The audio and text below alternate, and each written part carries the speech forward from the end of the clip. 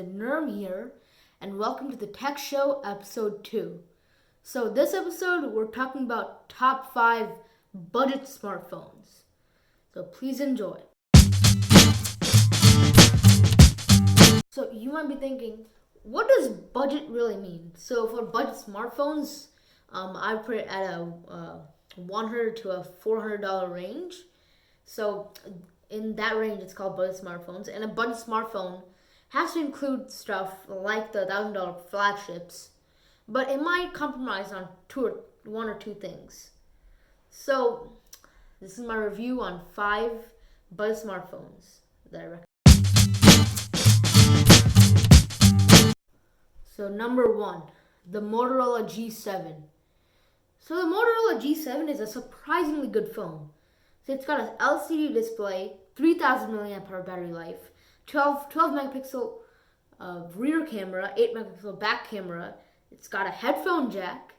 It's an all glass build, and it comes with 4 gigs of RAM, 64 gigs of storage. You can upgrade that to 120 gigs if you want. And the price is $120. That's a pretty good deal, I have to say. This just one thing I have to complain about is the display. I mean, it could be a little bit better, but but it's a good phone. It's at the price, it's really good.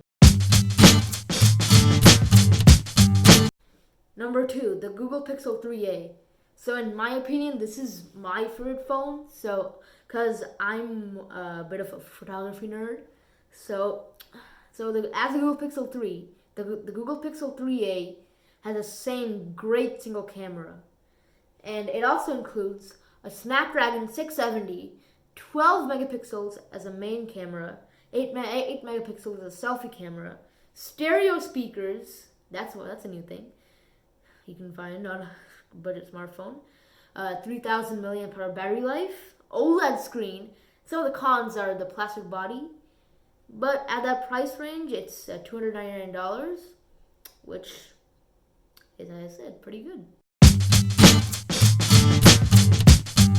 Number 3.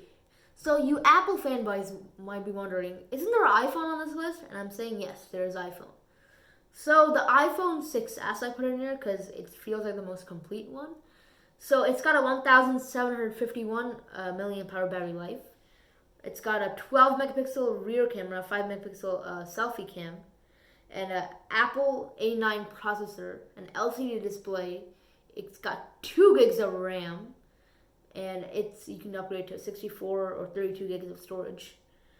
And the price is $150. Some of the cons I have with it is the display. It's an LCD display, and the battery life. It's less than average. It could be a little bit better. So that's the iPhone here. It's probably the most complete one, and it's the iPhone I would get. So number 4, the Nokia 7.2. So this baby, I think, is the most complete Android phone I've really ever seen as a budget phone.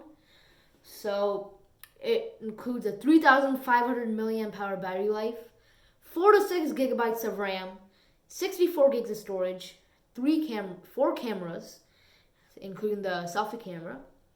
It includes 3 cameras on the back, which is the wide, ultra wide, and the portrait. It's got a Snapdragon 660 and an LCD screen. So 2 things I have to complain about is the LCD and the processor, because you can upgrade your processor a little bit more. And the same for the Google Pixel 3a. I feel like you can upgrade that processor too. The 670 is a bit old. But for a smartphone at this price, it's like $350. It's an expensive price for a budget smartphone, but it's a complete smartphone, so it all equals out. It's a good. So finally, the Samsung Galaxy A10e, number 5. So this thing is rocking an 8 megapixel camera for the rear, 5 megapixel camera for the selfie. It's got 3000 mAh of battery life, 32 gigs of storage, and it's got 2 gigs of RAM, and inside it's got a Snapdragon 835, which is a fairly new processor, and you can find the price at $180.